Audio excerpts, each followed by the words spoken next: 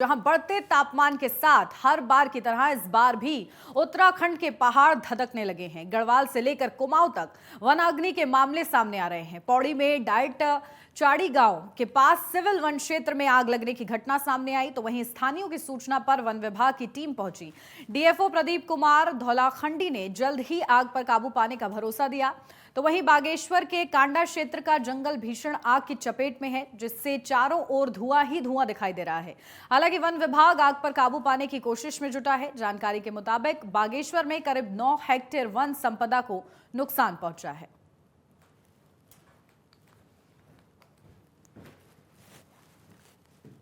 तो ये समस्या काफी पुरानी है और देखिए, दो तस्वीरें भी हम आपको दिखा रहे हैं। एक तस्वीर बागेश्वर से दिखा रहे हैं, दूसरी तस्वीर पौड़ी से सामने आई है। किस तरीके से जंगल जो है धधकने लगे हैं और जैसे जैसे तापमान बढ़ता है वैसे वैसे इन जंगलों में आग और ज्यादा बढ़ जाती है। और प्रशासन के लिए ये काफी बड़ी चुनौती होती है कि आखिर इन आग पर कैसे काबू पाया जाए, क्योंकि बड़ा क्षेत्र होता है और आग तेजी से फैलती है। तो ये दो तस्वीरें हैं जो कि अब प्रशासन को अलर्ट करने के लिए काफी हैं कि किस तरीके से जंगलों में आग जो है बढ़ती हुई नजर आ रही है।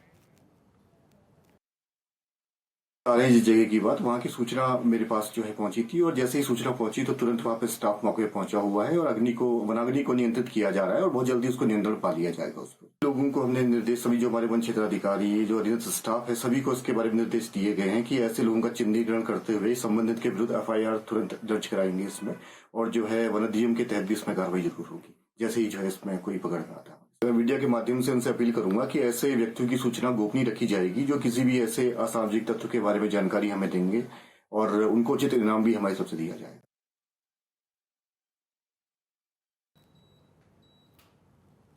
तो देवभूमि के पहाड़ धधक रहे हैं। गढ़वाल से लेकर कुमाऊं तक ये प्रकोप देखने को मिल रहा है। विकराल रूप आग का देखने को मिल रहा है और देखिए कितनी तेजी से ये आग, क्योंकि जो सूखे पत्ते होते हैं, जो झाड़ियां होती हैं, उनमें आग और ज्यादा तेजी से फैलती है।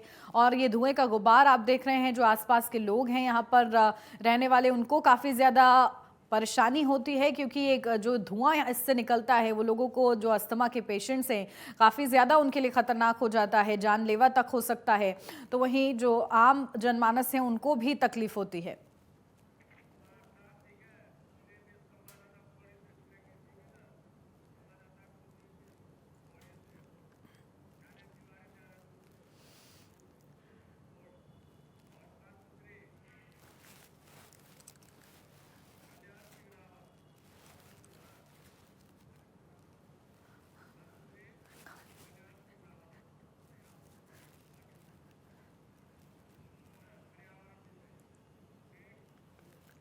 चलिए, हमारे साथ हमारे संवाददाता जुड़ गए हैं और एनवायरमेंटल एक्सपर्ट भी हमारे साथ जुड़ गए हैं। सीधा उन्हीं के पास चलते हैं जहां कल्याण सिंह जी हमारे साथ जुड़ गए हैं।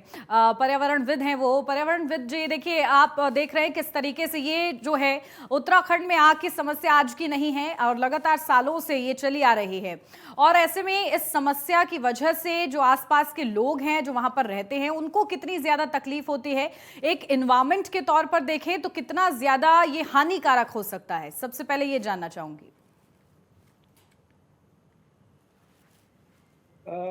उत्तराखंड में इस समय वनों पर आग लगी है और कई वन इस समय जल रहे हैं। हालांकि बहुत सारे प्रयास किए जा रहे हैं आग बुझाने के लिए, और विशेषकर ये जो आग की जो ज़्यादा घटनाएं हो रही हैं, इसका सबसे बड़ा कारण तो यही है कि काफ़ी समय से बारिश नहीं हुई है, गर्मी ज़्यादा पड़ गई है और पहाड़ों में इस समय ज़्यादातर जो सूखी पत्तियां हैं, इनका जो जमाव है ज़मीन पर ज़्यादा है और इस कारण गर्मी और पत्तियों के ज़्यादा जमा होने के कारण आग लगने की घटनाएं ज़्यादा हो रही हैं। अभी जो हमने देखा है, अभी 431 करीब घटनाएं हो चुकी हैं और 517 हेक्टेयर के करीब जंगल जल चुके हैं। लेकिन इसमें कारण केवल आग लगना नहीं है, बल्कि इसके पीछे बड़े कारण हैं। कुछ लापरवाही भी है, कुछ हम ये कहेंगे कि जंगलों में इस समय हमारे जो पत्तियां गिर रही हैं, उनमें विशेषकर जो हमारे उत्तराखंड में जो चीड़ के जंगल हैं, पाइन फॉरेस्ट हैं, इनकी पत्तियां ज्यादा गिरती हैं।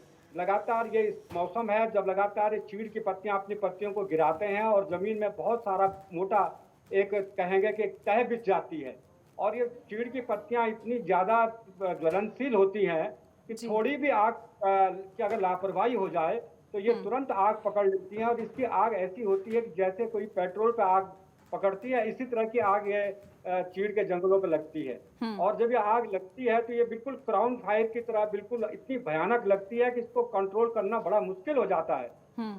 हालांकि जब वन विभाग ने अपनी पूरी कोशिशें की हैं, अपने क्रू स्टेशन बनाए हैं और लोगों को भी चेतना जागृत की है, कोई समितियां बनाई हैं, लेकिन इतनी बड़ी जो बड़ी मात्रा में जो आग लग रही है, ये बिना जन सहभागिता के नहीं बुझाई जा सकती है। और विशेषकर अभी लोग चुनाव में व्यस्त थे और इधर जंगलों की तरफ लोगों का रुझान ज्यादा नहीं था, लेकिन अब जाकर के चुनाव समाप्त हो गए हैं और अब लोग जो हैं अपने जंगलों की तरफ थोड़ा रुख किए हुए हैं, इसलिए ये जंगलों पे आग लग रही है। इसका एक कारण और भी है, हमारे पहाड़ों में जो जंगलों के नजदीक जो खेत होते हैं, इन खेतों में हम अपने जो खरपतवार होता है इसको जलाते हैं। और आजकल आप देख रहे हैं कि लगातार हवाएं उत्तराखंड में चल रही हैं, अल नीनो का जो प्रभाव है, गर्मी भी ज्यादा है, तूफान भी ज्यादा चल रहे हैं। ऐसे में खेतों में जो आड़े जलते हैं, जो खरपतवार जलाए जाते हैं, इनकी चिंगारियां लगातार जो है पहाड़ों की जंगलों की तरफ चली जाती हैं और ये जंगलों पे आग पकड़ लेती हैं और इसके बाद ये आग अपना उग्र रूप धारण कर लेती हैं। क्योंकि इस समय उत्तराखंड में सबसे ज्यादा हमारे पास पाइन फॉरेस्ट है, चीड़ के जंगल हैं और सबसे ज्यादा आग के लिए यही उत्तरदायी हैं। तो ये बहुत बड़ी विडंबना है कि हम उत्तराखंड में हमें अपने चौड़ी पत्ते वाले जंगल, बांज के जंगल, बुरांस के जंगल, मिश्रित जंगलों की ज्यादा जरूरत थी, लेकिन इस समय जो चीड़ के जंगल ज्यादा फैल रहे हैं, यही कारण हमारे उत्तराखंड के जंगलों पे आग लगने का है। और इससे हमारी बायोडायवर्सिटी जो है, जैव विविधता, इसको सबसे ज्यादा नुकसान हो रहा है। जंगल तो जलते ही हैं, उसके साथ आजकल आप देख रहे हैं पशु पक्षियों के अपने घोंसले हैं, उनमें अंडे हैं, उनमें बच्चे हैं, सबके इसमें पूरा जो हमारा जंगल है ये नई नई प्रजातियों के और उनके बच्चों से इसमें भरा पड़ा है। तो ऐसे में अगर आग लगेगी तो ये सारे घोंसले जलेंगे, बच्चे जलेंगे, अंडे जलेंगे, जानवर वहां से भाग जाएंगे, तो ये बहुत बड़ी बायोडायवर्सिटी को खतरा है। तो इसलिए ये आग जो की घटनाएं हैं, इनको किसी भी तरह से रोका जाना चाहिए। और ये रोके केवल वन विभाग नहीं रोक सकता है, इसको रोकने के लिए जन सहभागिता जरूरी है। लेकिन जो जन सहभागिता और वन विभाग के बीच थोड़ा गैप लग रहा है, इस गैप को अगर भर दिया जाए तो मेरी समझ से आग की घटनाएं कम होंगी। जी बिल्कुल, बहुत ही विस्तार से और महत्वपूर्ण तरीके से आपने समझाने का प्रयास किया है कि आखिर इसका कॉज क्या है और कैसे इससे बच सकते हैं, इसके लिए जन सहभागिता कितनी ज़्यादा ज़रूरी है। कल्याण सिंह जी, आती हूँ मैं आपके पास, आप बने रहिएगा हमारे साथ। हमारे संवाददाता ज्ञानेंद्र तिवारी देहरादून से जुड़े हुए हैं, उनसे भी अपडेट लेते हैं। ज्ञानेंद्र, सबसे पहले मैं चाहती हूँ कि आप अपडेट दीजिए कि आखिर कितनी तेज़ी के साथ जंगल जो हैं आग की चपेट में आ रहे हैं, प्रशासन की तरफ से क्या प्रयास फिलहाल देखने को मिल रहे हैं? देखिए, अभी तक लाखों के नुकसान हुए हैं। ऐसे में अगर हम देखें तो जिस तरीके से वर्तमान में उत्तरकाशी, चमोली, टिहरी और जो कुमाऊं की अगर बात कर लें तो नैनीताल, पिथौरागढ़, चंपावत के इलाकों में कहीं ना कहीं आगजनी की जो इस तरीके से वनों में घटनाएं जो हैं वो देखने को मिल रही हैं। हालांकि वन विभाग की तरफ से पहले से इसकी प्लानिंग की जाती है। हर वर्ष अगर हम देखें तो इसे फरवरी माह से इसकी रोकथाम को लेकर प्लानिंग शुरू हो जाती है। और ऐसे में अगर हम देखें तो ये वनों में आग की घटनाएं मार्च के महीने से ही शुरू हो जाती हैं, लेकिन अगर हम देखें तो अप्रैल के लास्ट महीने में ये घटनाएं तेज़ी से बढ़ती हैं और ये मई, जून, जुलाई तक जारी रहती है। ऐसे में अगर हम देखें तो जब मानसून सीजन आता है तब जाके इसमें थोड़ी राहत मिलती है। हालांकि वन विभाग की तरफ से वनों की आग की घटनाओं की रोकथाम के लिए कई कड़े कदम उठाए जाते हैं। ऐसे में अत्याधुनिक मशीनरी भी बुलाई जाती है। ऐसे में हमने ये भी देखा है कि कई बार हेलीकॉप्टर का भी सहारा लिया जाता है ताकि हेलीकॉप्टर के माध्यम से जिन इलाकों में ज़्यादा आग की घटनाएं हो रही हैं वहां फॉगिंग कराई जा सके ताकि उन इलाकों में जल्द से जल्द आग को बुझाया जा सके। इसके अलावा कई तरीके के ऐसे वाहन लाए गए हैं, वन विभाग की तरफ से खरीदे गए हैं, अत्याधुनिक मशीनें को कहीं ना कहीं मंगाया गया है जिसके जरिए वनों में आग की घटनाओं को रोका जाए। लेकिन अगर हम देखें वनों में आग की घटनाएं अगर लगती हैं तो इनका जो फैलाव होता है वो हजारों एकड़ में होता है और ऐसे में इसकी रोकथाम को लेके जो ये प्रशासन की तरफ से तैयारियां होती हैं पर्याप्त नहीं होती हैं।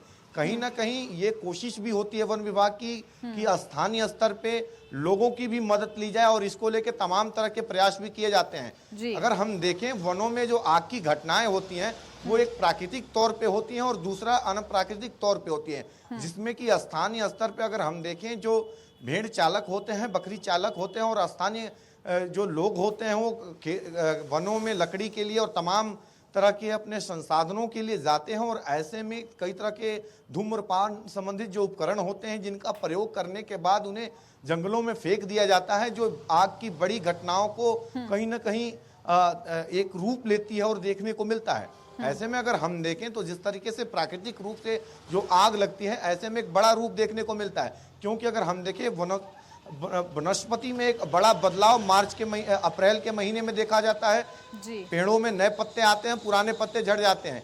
ऐसे में अगर हम देखें तो पेड़ों से जो पत्ते टूट के नीचे गिरे होते हैं उनकी संख्या काफी अधिक होती है और सूखे होते हैं। हल्की सी भी आग उनमें लगना कहीं ना कहीं एक बड़े आग का रूप लेता है और ऐसे में हजारों एकड़ की जो जंगल होती है वो जल के खाक हो जाता है। केवल उत्तराखंड में ही नहीं, ऐसी तस्वीरें देश में और विदेशों में देखने को मिलती हैं, जिसमें कि अगर हम देखें तो सबसे ज्यादा जो आग लगती है वो ऑस्ट्रेलिया में लगती है। अगर हम बात कर लें तो दक्षिण अफ्रीका के तमाम ऐसे जंगल हैं, अमेरिका में भी इस तरह की घटनाएं देखी जाती हैं। हालांकि इन सभी देशों का अध्ययन करने के बाद उत्तराखंड वन विभाग ने तमाम इंतजाम किए हैं, लेकिन आवश्यकता है कि स्थानीय स्तर पे जो लोग हैं, जो जंगलों किनारे रहने वाले लोग हैं, जो अपने जरूरतों के लिए जंगल जाते हैं, उनको भी कहीं ना कहीं सचेत रहने की आवश्यकता है और कहीं ना कहीं जागरूक रहने की आवश्यकता है कि इस तरह की घटनाओं की रोकथाम में वो भी आगे आए जागरूकता और जरूरी अपनी है, पहल करें। क्योंकि हालांकि लगातार इस विभाग भी तरीके की इसमें तत्पर समस्या है और सामने विभाग आती है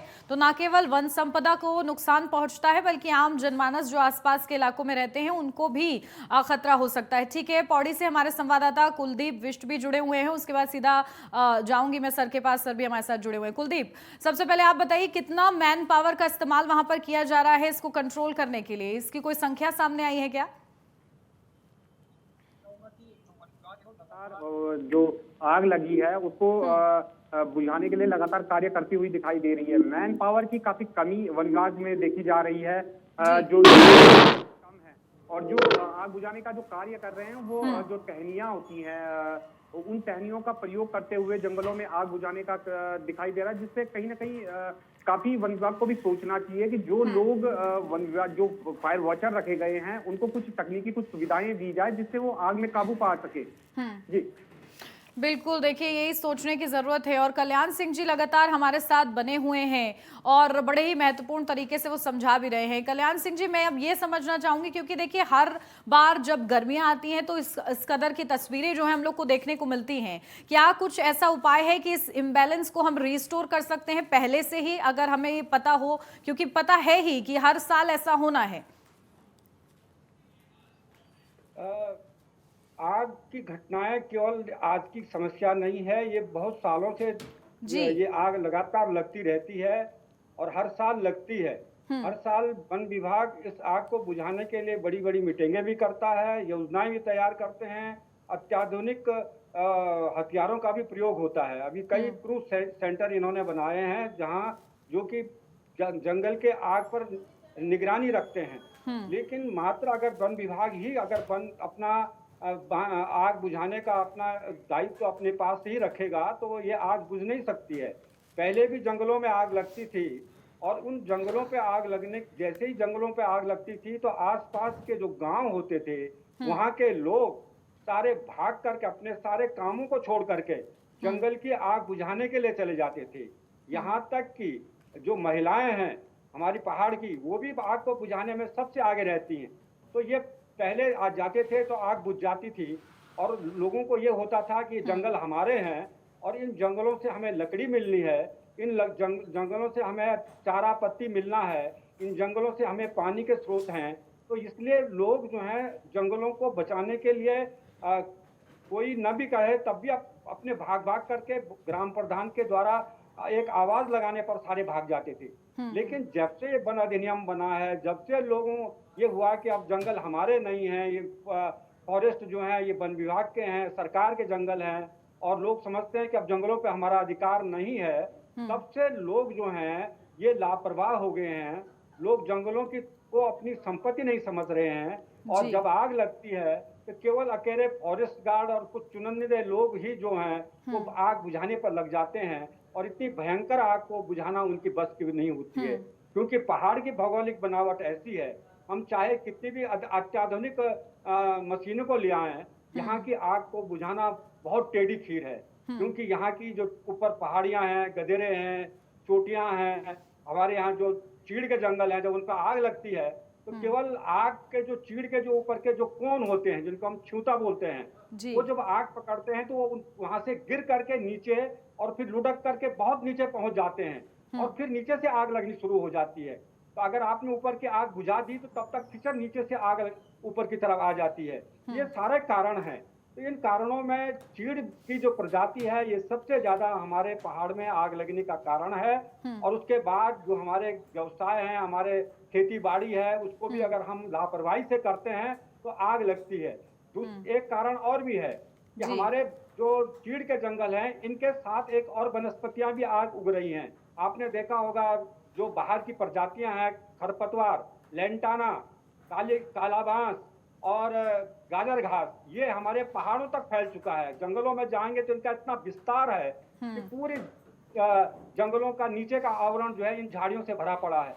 तो जब थोड़ी भी आग लगती है, ये झाड़ियां बहुत तेजी से जलती हैं, क्योंकि इनमें एरोमेटिक पदार्थ होते हैं, और ये आग को और गति देते हैं, और फिर इन झाड़ियों में आग बुझाने के लिए मनुष्य की बस की बात नहीं है। बिल्कुल, क्योंकि इन देखिए समझा झाड़ियों जा के सकता है कि ये अगल-बगल दोनों ही ऊपर मुख्य जाना कारण बहुत हैं मुश्किल हो जाता जिसकी है। वजह से इसलिए आग ये इतनी बहुत ज्यादा वो हो जाता है। धधकती है और विकराल रूप ले लेती है। और आपने भी जिसका जिक्र किया कि जनरल अवेयरनेस बहुत ज्यादा जरूरी है, क्योंकि ये इन्वायरमेंट की बात है, और एक हेल्दी अगर लाइफ चाहिए तो इन्वायरमेंट को बचाना होगा। सेव इन्वायरमेंट की जो हम लोग बात करते हैं, तो ऐसे में देवभूमि में खासतौर से इस ओर ध्यान देने की बहुत ज्यादा जरूरत है। बहुत शुक्रिया सर आपका तमाम महत्वपूर्ण अपडेट के लिए, और जितने अच्छे तरीके से आपने समझाया। हमारे दोनों संवाददाता का भी बहुत शुक्रिया।